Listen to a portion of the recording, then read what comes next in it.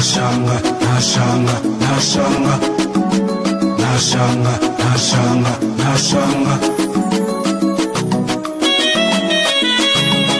Regan taratibu.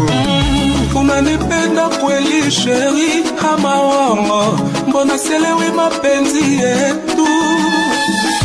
Unanipenda kweli baby ama wango, mbona selewi mapenzi yetu?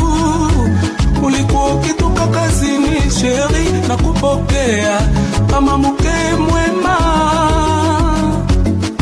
mbona leo umebadilika hivyo au kuaga hivyo? Why did you change like that? Itume metoko umechelewa kurudi, nimezoea kukuona mapema kidogo, napigiwa simu naambiwa mume wako yuko kwenye starehe. Nashangaa